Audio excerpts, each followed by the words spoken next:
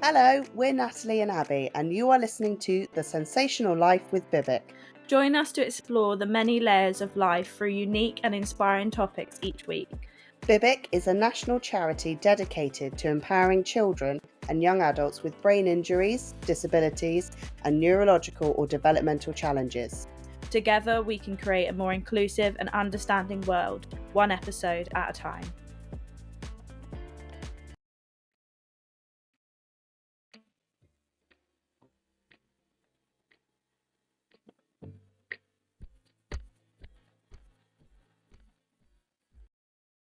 Hello, welcome back to The Sensational Life with Bibic. We've got one of our special episodes coming up. You've not got rid of us yet. No, we just keep doing more. We have got a very exciting event coming up on the 27th of April called Paws on the Parrot. And we have not one, Natalie, but two guests on today to talk everything dogs and everything Paws on the Parrot. So our first exciting guest, who we'll go to very, very shortly, is Jo from a really lovely charity called Underdog International. And she's coming to talk to us about, it's amazing, wasn't it? We were quiet. She's just so impactful, the work that they do, especially in terms of sort of with schools, sort of the therapy dog side of things, and also the rescue. So she's coming with lots of great sort of A wealth of experience and knowledge, isn't she? Yeah. We've just recorded it actually, so we're gone back in time a little bit. So we're still just after listening to We are buzzed, yeah, after recording it. So we hope you enjoy it as much as us. And then Guest number two, Natalie. We've got the wonderful Lauren from our fundraising team, who is in charge of our lovely event. So she's coming to talk to us all about the event and what it is and the benefits of it. So yeah, she'll be joining us very, very shortly too. So we're all recording with her after this. After that, yeah, we're doing it all in a funny old way. But if you haven't got your tickets for our event yet, you can get our tickets by going onto our website and signing up. Yeah. If social media. If you just want to turn up on the day, we're having a walk in Langport, aren't we? Yeah, down by the Bridge Cafe. Yeah. So Lauren will go into it in more detail very, very shortly. But what we will do is we will go silent and we will leave you to listen to the wonderful Jo and all her absolutely fabulous information. Enjoy.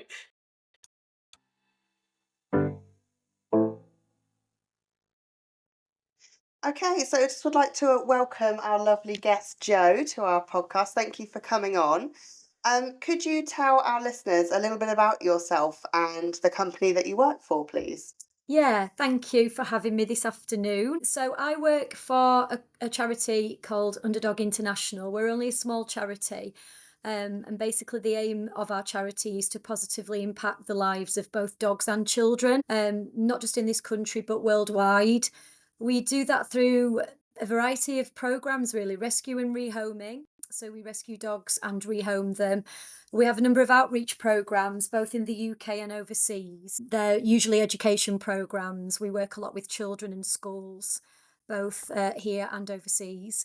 We've got a Therapy Dogs in Schools program, which we run here nationwide. And we also have different initiatives to promote kindness and empathy, really. That's what our charity is all about. One of those is called the Great British Bark Off. It's an event in schools, and we work with schools. It's very closely linked to the PSHC curriculum, where we provide lessons and activities to promote and encourage positive mental health and emotional health in children. So they're the main things that we do as a charity. Oh, that's amazing. Brilliant. Have you worked for them for long, Jo? Yeah, well, I'm a teacher as well, so I've kind of got the best of both worlds. They do say, don't they, never work with children or animals, and I work with so I do have good positive mental health, so it can't be too bad. Yeah, I have worked with Underdog since 2022 now, so this is my third year working for Underdog. So, but I love it, absolutely love it. I get the best of both worlds. I get to teach and work with children, and with Underdog, I kind of wear a number of hats with Underdog. I work on the adoption side, so I help with the rehoming. I work with the therapy dog program, so I'm involved in that quite heavily. And I also plan the events and the activities for the Great British Bark Off. So I do a number of things. It's really varied, and I love it. I really love Yeah. that name, the British Bark. There is actually cake involved. It's not all barking. There is cake involved. It's Well, literally the best of both worlds, isn't it? yeah, yeah, it's great. So do you own any dogs yourself, Jo? I do. I have two dogs, both rescue dogs. So I've had Bert, who I've had for 4 years, and he's actually from Greece. Wow. So he was a wild dog when I rescued him. He was living on the mountains in Kos. Um, and I've had him for 4 years. And I've got Olive, who I've had for nearly 2 years. She's actually an underdog. I rescued her from Underdog. This is the problem with working for a dog charity. You do end up with a lot of, well, I'd have more dogs if I could, but Yeah. yeah, while I'm working full time, it's just not really feasible. But yeah, she came from Cyprus. Oh, So, and yeah, they're amazing. They're amazing. The benefits that personally I get from having dogs is huge. Yeah, they're great. love their names as well, Bert and Bert Olive. and Olive, yeah, it's I didn't actually choose Olive. I chose not really because she comes from Cyprus, but it works really well, Olive from Cyprus. But she's got the most amazing sort of greeny coloured eyes. So Oh, yeah, renamed her when I got her. But they're brilliant and they're just so good together. They're best pals. So and to each other and to me. So it's great. So we're lovely. very dog orientated at Bibic as well. We're all very similar. It must be something to do with like children and dogs and things like that because it's their caring side. So quite a few people that work for Bibic have got rescues and sort of dogs and stuff like that. Mm. And so yeah, it's funny, isn't it, how it all sort of comes together. Yeah, I think it just dogs and children go hand in hand. I mean, it's funny because when I started working for Underdog, as I say, I'm a teacher, so I'm very used to children and the education side of things, and that's kind of how I got involved.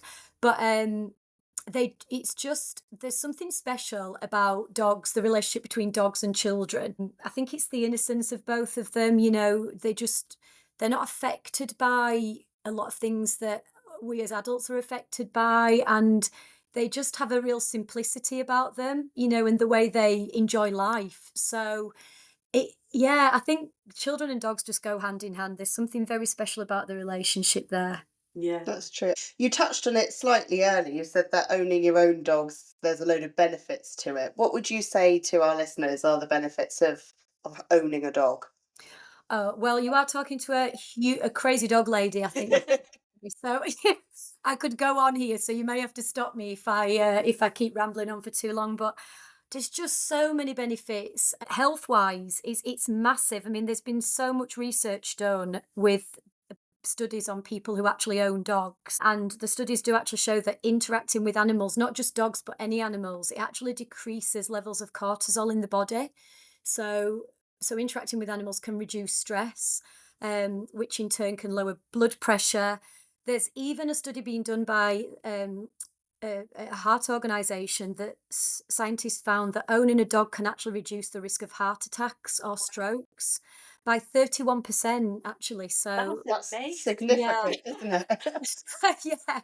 Yeah, I mean, why wouldn't everyone in the world have a dog? So there's so many health benefits. I mean, even physically as well, owning a dog gets you out walking, it gets you out in the fresh air, which is good for you, both physically and mentally. I mean, it's really improves your mental health when you're out in nature. It elevates mood. Dogs are natural mood elevators. I don't know about you guys, but you were saying about you have a real affinity with dogs as well. Just seeing dogs in the street, it makes me smile. And You you can't know, help but want to go over and say hello.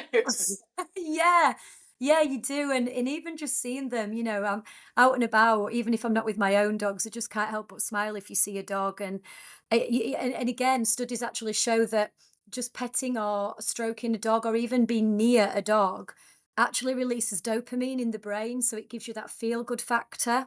Yeah. Um, Lots of other benefits. So, it reduces loneliness. Often they're good company for people who don't have those social interactions. And, it gives us a purpose as well. I know being a dog owner that, sometimes you can just feel a bit lethargic, can't you know? Or, the Yeah. cold days, you sometimes don't feel like getting out, but they give you a purpose. They give you that purpose to get out and about. Um, and not just out and about walking, but socially as well. I don't know about you, but I find when I'm out walking my dogs, you just get chatting to people. Yeah, you smile sort of at everyone that goes past. Yeah, and everyone says hello and asks about your dog, and you ask about their dog. And I often know people's dogs' names, and I don't know their names. You know what? That's so true. My mother-in-law is she's by herself now, but she's recently got a puppy, and she was so excited to be able to take her puppy out for Oh, walks and talk to people again. And Oh, and especially with yeah, puppies as well, you can't you help can't help but no, stop with a puppy. yeah. No. But she said Oh, she yeah. often would know the dog's name. She'd be like, "Oh, that's Honey's pet," whatever. You'd be like, On his mum, yeah. "Who are the people?" Yeah, yeah, it's always, "Oh, yeah, that's Ted's mum," or, "Yeah, Yeah. that's" you don't know the humans' names, but you know the dogs' names, but then that does, even though you get talking through the dog, it just opens up that, channel of communication, doesn't it, for you? Whereas you wouldn't necessarily have the opportunity to talk to people like that, so it just opens up lots of opportunities. I just think the benefits not only to your physical health, but your mental and emotional well-being as well. A dog brings so many benefits to that. I think I can't remember where I read it or I saw it somewhere, but I think it was an article, and they did a study on children specifically with dyslexia and found that actually, or it was around learning to read, and actually a child was more able to learn to read when reading to a dog than if reading to a human, because it was something to do with that they felt there was sort of less pressure or less sort of judgment when they were reading, because they kind of then worked out the words themselves, because it was just sort of that relationship that it built with the dog and sort of that trust as well. But I can't remember where I saw it now. There's definitely been so many studies on how um, dogs interacting with dogs can actually help children, not only sort of emotionally but academically as well. And reading is a big one of those. A lot of our therapy dogs, so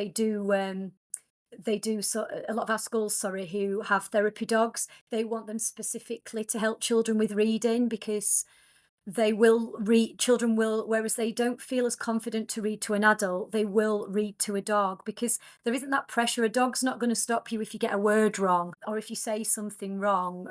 They're not going to stop you. So it's for children, it's about getting them to enjoy just reading, and having someone listen to them. Everyone's so busy, we don't often get time to listen to children read as much as we'd like to do. So, if they can sit and read to a dog, then that's amazing. In fact, in America, they actually have a program where they take children from schools into shelters. Oh. Yeah, and they read to the dogs in the shelter. There's some amazing footage I've seen of it where they're sitting there with the dog reading to them, and the dog's just looking at them. It's just amazing. This amazing. Yeah, really I beautiful. think Yeah. because we've got our event, and we said a little bit about it before, sort of jumping into sort of this conversation with you, but we've got our event Paws on the Parrot coming up, and we're sort of, that's partly why we're recording this, as that sort of special to link with it, because we also at Bibic sort of often talk about sort of trying to provide children with a purpose and giving them sort of responsibilities and things like that. And we often ask if families have pets, because actually we found as well, for those ones that has particularly been struggling, actually giving them the responsibility of feeding the pet or the purpose of taking the dog out for a walk, not only does it have those sensory benefits, but also giving them the sense of that they're doing something and they've got to get up and move. And I know, especially with the older ones, I think we find that giving them, taking the dog for a walk is a real big benefit, because it just gets them out and moving. Yeah, absolutely agree. I think that is a huge benefit as well. Sometimes giving a child a sense of purpose and giving them something to care about, it helps them with their own self-esteem, because that they're caring for something, they're looking after something, and that really gives them a sense of importance, that they're needed, and which I think is really lovely for children. One thing I mentioned before about our charities, we're really big on encouraging empathy and kindness. And actually, having a child spend time with a dog really encourages that, because they learn how to treat animals with respect, and they get that respect back from the animal as well. So they just form that lovely bond and that relationship, and they learn how to trust and how to care for something. And you've mentioned therapy dogs Yeah. during this conversation. Like, what is the role of a therapy dog? What's the purpose of a therapy dog? I think they've got so many roles and purposes, a therapy dog. But I think if I was going to sum it up here, I think they provide comfort and emotional support to people and children, really, particularly for our charity, who are experiencing stress or life challenges. Just their presence has a natural calming effect. So they just provide that social interaction for children or individuals Yeah. who don't have that or aren't confident enough to interact on a day-to-day basis. I think generally that's the purpose of a Yeah. therapy dog. And you said that you've done a load of work with therapy dogs. You've got like a program going on, haven't you, with therapy dogs going into different schools and things like that. I was just wondering Yeah. whether you could share any of the results that you've seen from having therapy dogs in school. Yeah, definitely. We work nationwide with schools across the country, so we've got lots of dogs in schools, and they're amazing. And the dogs, the owners as well, the humans, shall I say, Yeah. the human volunteers are also amazing. We're just really, really proud of our volunteers and our dogs and the whole program really. And we've seen some amazing benefits. Both myself and my colleagues who work with me on the project, we've seen some amazing benefits, and we've also had feedback from school staff, parents, children themselves as well. Just sharing some of those. I mean, we've had children who suffer from real trauma in their lives, and they just don't talk about it. They don't talk, but when they're with the dog, they will open up and talk to the dog, which is incredible because, for children to be able to express themselves, Yeah. talk about what they've experienced to something, if it's not a human, to a dog, It's not keeping it inside. Yeah. yeah, that's beneficial, so beneficial to them. We mentioned about the reading, but we've had children who just will not read, refuse to read for whatever reason, but they pick a book up just naturally when they're with the dog. The book's there, and we don't ask them to read. The teachers don't ask them to read, but they naturally pick the book up when they're with the dog and they just read because, again, they're not afraid to make a mistake. They know the dog's not going to correct them or going to stop them. So Yeah. they don't feel that pressure. I've personally seen children who have been really pent up and really stressed, literally just melt on the floor when they're sitting with the dog. They can just be stroking the dog, and I could get quite emotional talking about it Yeah. actually. Because, to see a child who's really going through something traumatic and emotional, and to see them spending time with a dog and to kind of just lose that stress and that anger, it can be really powerful actually. But It's it is really really powerful. powerful to see. Yeah. It just we have children who are not very confident, they're shy, not just around dogs, but around everyone. And they literally open up, talk to the dog. I think they do things like teach the volunteers are great. They get the children teaching the dog tricks and talking with the dog, and it gives them a real sense of achievement. So then they feel like they've really achieved something, and it gives them that confidence then to go out into the rest of the curriculum and achieve things. They know that they can do it. They've taught the dog a trick, which was difficult Yeah. to do, but they've done it. So I can do other things that are difficult to do. It gives them that sense of purpose and that achievement, that confidence.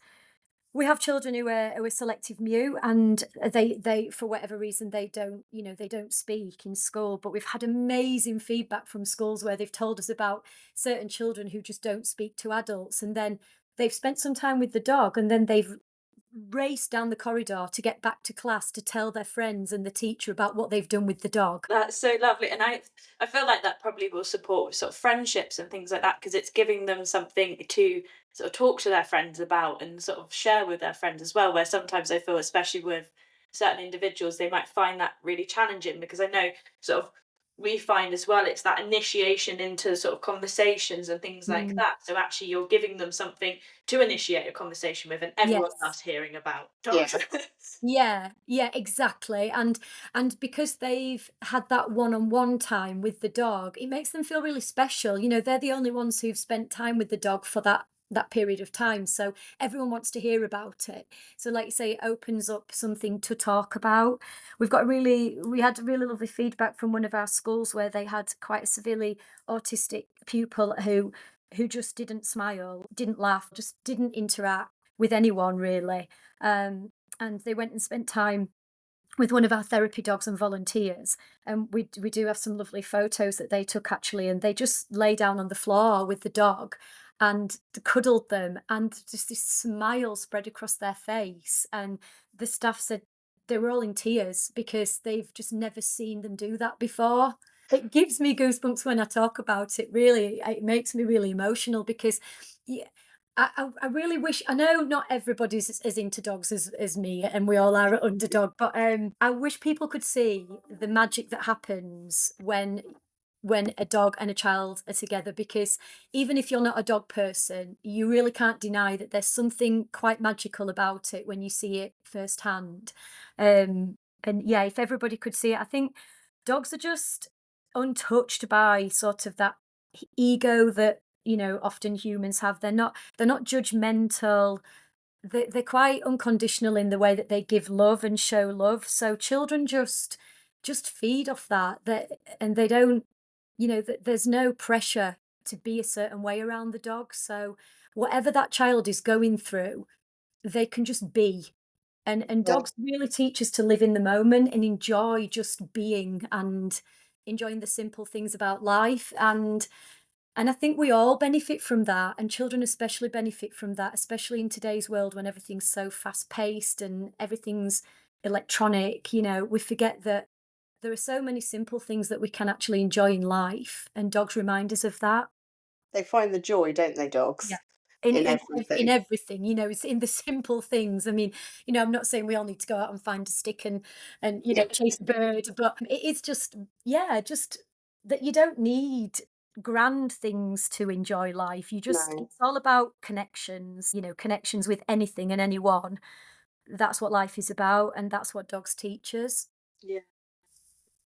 I want to go home and give my dog a cuddle now. And, uh, I'm gonna give my dog a cuddle. She's right next to me here. I don't know whether you can hear her snoring, but she's very content oh, after bless her. after a lovely long walk. Yeah, they're great, and we've seen some amazing results. And I mentioned to our schools as well, because you know we're always happy to help where we can, and we do have some quite amazing schools who have contacted us and said, you know, we're really open to a different type of therapy for the children that need it. Can you supply a therapy dog? And when we go in with our volunteers going with a therapy dog, our schools are just so open to whatever, you know, we suggest to them, and we've seen some amazing benefits, and they have as well. So our schools are great. They're just really open to sort of you know, animal therapy, because it is quite, I suppose, I don't know whether it's new, but it's not something that everyone wants to explore. But I think it's definitely a route that people are finding more and more helpful. Yeah, definitely. We're quite lucky around sort of where we are, that because I know there's a little bit of distance between us, isn't there? So we're down in Yeah, Sussex. I think you're Yorkshire, aren't you? I am, but our charity is based in London, and we're sort of scattered all over the country, which is why we're quite lucky because we do have volunteers everywhere. Yeah, because we are quite lucky. We got sort of equine therapy sort of places round us Yeah. as well, and sort of some more outdoorsy. So there's the Ark that's quite close to us that spend a lot of time outdoors, and we often try, especially with the children that we see, sort of recommending these things to families, because again, even sort of some of the places near us, like Ark, they've got like a little woodland that you can Mm. go for a walk around, and even that just allows a different opportunity for these individuals to talk and be outside and sort of it's not sitting in a room one to Yeah. one. No, having questions Yeah, directed at you. Yeah, Yeah. because talking therapy is not for everyone. no, it's No, and but I think being outside and just enjoying the environment, you naturally converse, don't you? You know, it's yeah, not like as you're walking along, you just do. You just start to talk, and I think that's we have some of our therapy dogs aren't sort of based in the school. They go into the school, but they actually go out with the children. So, you know, you mentioned things like forest school and the wood, you know, school sort of learning environment in the woodland, and we have schools who dogs go out into that environment with the children, and even just going out onto the field with the children and, you know, throwing a ball for the dog and or walking around the field with the dog, like you say, it just encourages that communication. yeah, yeah, definitely. Oh, this is a oh, it's we could listen to I know. Yeah, it's just it's something that we are really passionate about at Underdog, and I feel really lucky actually to be involved with the charity because it's fantastic, and yeah, I love it. I love what I do. Yeah, because you spoke a bit ago about sort of empathy and sort of supporting children with sort of teaching them around empathy and Mm. also sort of emotions and things like that. Do you have any sort of tips or strategies or recommendations or anything that parents could do? Because I feel like it's really hard, isn't it? Because some people are in the position where they can have dogs, and other people Mm. are in a position where they might not be able to have sort of a dog themselves. And hopefully, there's lots of people out there with dogs that be like, "Yeah, of course, come see our dog." But do you have anything specifically that you recommend to sort of parents in aiding them understanding sort of empathy towards an animal or anything like that? I know that's sort of putting you on the spot a little bit. No, yeah, no, that's yeah, I can, yeah, I can think about. I mean, the sort of things that we do with Underdog in our education programs, are we look at how we treat animals, in general, not just dogs, but this works through our therapy dogs as well. So we teach children about how to interact with animals. You know, we don't look at it as we're humans, so we're on a higher status than animals. We look at it as we're all equal. We share this world together. So it's about having that understanding and that compassion for each other. So we teach them how to interact with dogs in a really calm and safe way, in a respectful way. So you know, the sort of things that we talk to parents about as well is if you do see, you know, a dog in the street, for example, it's about sort of respecting their boundaries and Mm, as well. So, you know, teaching your children sort of not to just run over to dogs because I know I can speak from experience because when I was a child, my mum was always saying to me, you know, you can't run up to dogs because I would have just run up to any dog and thrown my yeah. arms around it.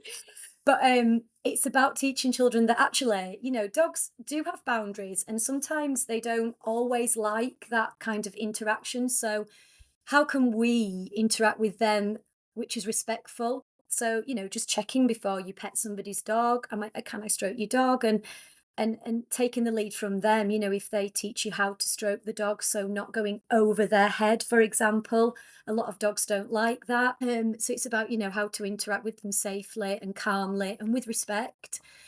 And yeah, maybe looking into things like rescuing, you know, and charities that help animals and also charities that help humans through Yeah. using animals, you know, things like guide dogs and therapy dogs and assistance dogs.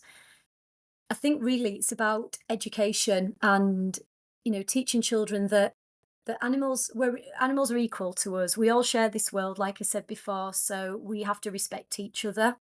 Yeah. Yeah, and I suppose if you can teach that respect and empathy for like a dog or a different animal where you've got that low pressure situation where there's not the expectations the same as there are for other people, once you've learnt that you can then apply it Yeah. to different social situations.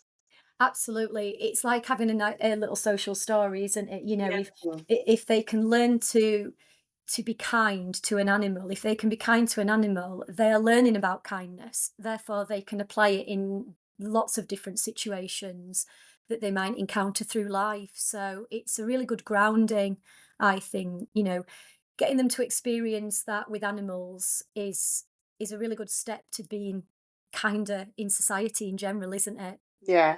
Yeah, it really is. Well, thank you so much, Jo, for coming on and having a It's chat so with lovely, us. hasn't it? I've loved it. I could talk for hours, honestly. It's been Oh, great to we talk. could listen to you for hours, to be honest, Jo. Well, thank you. In our hands, like just admiring this. Thank you so much to you for having us, having me on, and for considering, Underdog to talk to, because yeah, we really are proud of what we do. We're only a small charity, like I said, so it's great to have the opportunity to spread the word about what we do and what we're passionate about. And it sounds like such a worthy cause. Yeah, definitely. Great. And yeah, your event sounds great as well. So do keep me posted on that. I think it's brilliant what you do. I really do. Will do. Will do. Thank you so much, Jo. Okay, great to speak to you. Thank you.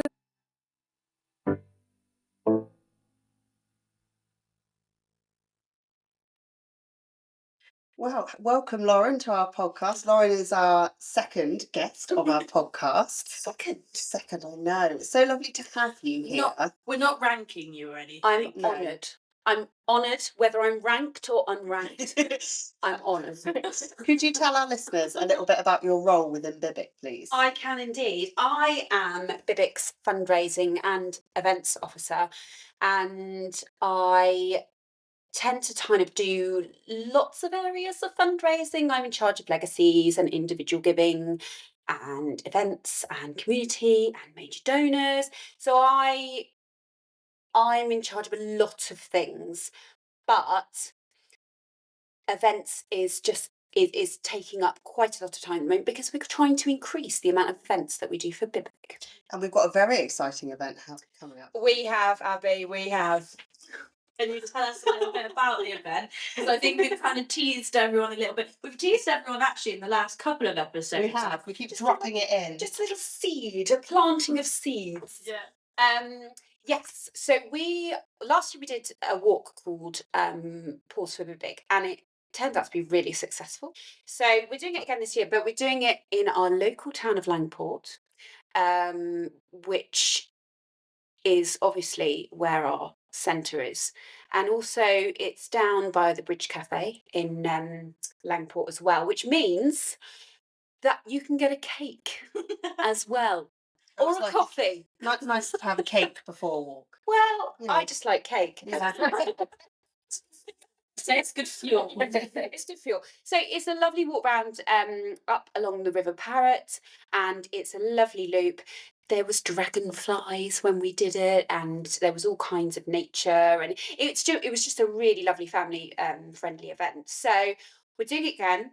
Bring your dogs, bring your humans, and also it's a chance for children to break the code of an anagram if you like, and there's some prizes available. And we are obviously promoting the services we provide, but we're creating a really lovely community event, and that's what Bibic's about, really. So I was in charge of the anagram, and I have. you were. And how did you get on with it? Well, I've linked it to something very specific. Yes. Yeah, Yes. you may be listening to right now. So Ooh. if you listen to our podcast, we've given you a hint. Yes. It's exciting, it's revolutionary, it's wonderful, all tied up in a cosy bow. And I don't know what it is, and I'm excited. I know you are, Abby. And also, can I just say, if you don't have a dog, it might be a chance to get your dog fixed, because I mean, we're all a bit fanatical about dogs. We did say Although, that. You're a cat person though, Abby. I do have 2 cats at home. Yes. Yes. Although I have cats, but your Yeah. cats warrant more affection than mine. Yes, Mine, yeah. it's like being in an Airbnb. They do. They don't really like me. I do have dogs in my life. So my Yes. mother-in-law has just got a puppy. I said it earlier on in the podcast. She's always had dogs. And then friends of the family, they've always had dogs as Yeah, well. nice. It's one special German Shepherd Oh, that lovely. I used to lay down on the floor with and lay Yes. on her tummy and go to sleep, Yes. and I just loved her. Yes. I've already teased in our social media as well some of the famous faces. Yes, of Bibic. definitely. There were a couple of very cute pictures Yes. on that. We do love dogs here, and also I do thoroughly believe that sometimes when humans can't give, the right form of support, dogs can. Yeah. They can. Yeah, I totally agree. And there is nothing better. Can I just say as well? There's a very famous actor who had an interview recently, and he said the best smell on earth was the popcorn smell. The popcorn. Yeah. Have you ever smelt dog's paws? No. Popcorn. Yeah. Smell Huxley tonight. I guarantee it's better than flowers. All sorts of things going on this podcast. Not only does it give you tips for your family, it also gives you tips for Not that I'm sensory at all. And we do all as a family, and I have 4 children and a husband, and they all recognise the popcorn smell. Right, I'm doing that now. Smell his paws, it's there. And anyone out there who wants to, write in and tell me their dog's popcorn smell. Yeah. But yeah, no, we are dog fanatical. I have 2 cocker spaniels, Mildred and Louis. And will they be at the walk with you? Oh, absolutely. Well, they're everywhere. I do love your dogs. They're everywhere. Do you? I do. They're an acquired taste, I feel. Well, I don't think Louis is. Louis is No, Louis just... Louis for the masses, whereas Mildred is. But I do love her. Yeah, She's I mean, brilliant. she's got a bit of a personality. They're both rescues, and she's very entitled. I want to say. She believes she deserves a lot. Yeah. And so she does. Yeah. Also a bit judgy. I just feel that sometimes she could be a little bit more inclusive. Well, So you can tell us what's the walk going to look like? What time do people need to be there? What's going to be there? Where are we? So I would arrive down in the trading estate at about 10:30 because the walk starts at 11, and obviously we'll be giving all the instructions for the anagram. We'll be doing a little speech and telling everyone a bit about Bibic within that time. And there will be a gazebo set up outside the bridge canteen in Langport, which is where the meeting point is. And obviously that's a chance for people to either purchase goodies, collect their dog's medal and their dog's treat bag, a cute photo opportunity as well. And then we're going to start the walk around at 11. And it really doesn't matter what pace you go either. If you are a slow walker and just like to take in the scenery, that's absolutely fine. If you are a real kind of trudger like me, that it's like a person on a mission, then that's fine too. And it's also a really friendly buggy walk as well. Buggies and wheelchairs are perfectly fine to go around it. So it's a beautiful way to spend a Sunday morning, really. And you get a coffee and cake after. I'm just going to say it again. oh, coffee and cake before and after. Before and after. Yeah. Well, you did. You needed the fuel before the walk. Yeah. And then you need the raw I water think after. so. Yeah, a latte, maybe. Maybe, yeah. I love a latte. And the walk's about 2 kilometres, isn't it? About 2 kilometres. I would say 45 minutes if you're a quick walker. If you're a slow walker, it's about an hour. Yeah. So, which is perfect, really. It's and it's a chance to. I always say this every evening. My husband and I, we have 4 teenagers in the house. We go for a walk every evening, and even if we end up moaning for the whole hour, we go for a walk. And you let all your moaning out, and you let all the conversations out into the universe, and you come back and you feel wonderful. And it's also a chance for walking is proven to help wellbeing. It's great physically for you and great for your mental health. And it's just great to be outdoors. So just come along. If people can't make it for 11 o'clock, will there still be things out afterwards that they could have a look at? Absolutely. So there will be a trail along the walk. You've got to look for the parrots. Each parrot has a letter. You can spot the parrots along the way around. So even if you're not there for 11 o'clock, please do come anyway, because the gazebo will be there all day and our lovely Bibic representative will be happy to give you a ticket so that you can walk around the walk at your own leisure. So fabulous. Wow. It's very exciting. It's very exciting. I'm excited.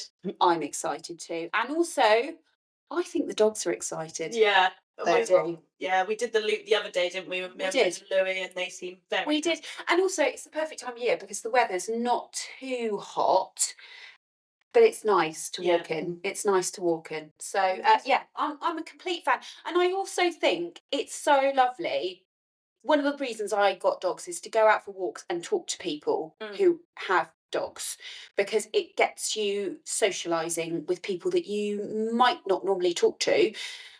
We all, as humans, just kind of huddle away, and actually it's a really good excuse to just go out and say, hi, What's your dog's name? Thank you so much, Laura, Oh, for it's a coming pleasure. and Thank you so joining the much. podcast. We'll hopefully have you on another time soon as I well. would love to. I think this is really lovely. I would love to come again. I'm not sure what else I'm going to bring to the table, but do you know what, guys? The fundraising team, I think, needs to be here more often because it's been thoroughly enjoyable. So thank you. You're very welcome. Very welcome. Thank you so much.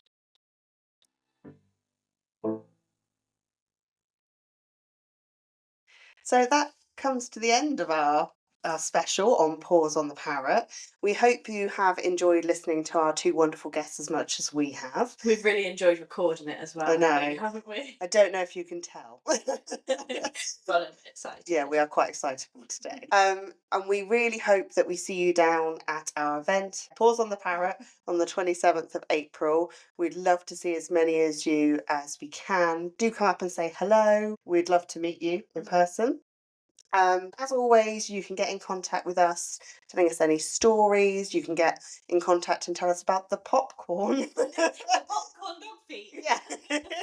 If you've discovered the same. Yeah, you can contact us at thesensationallife@bibic.org.uk. Or you can follow our social media.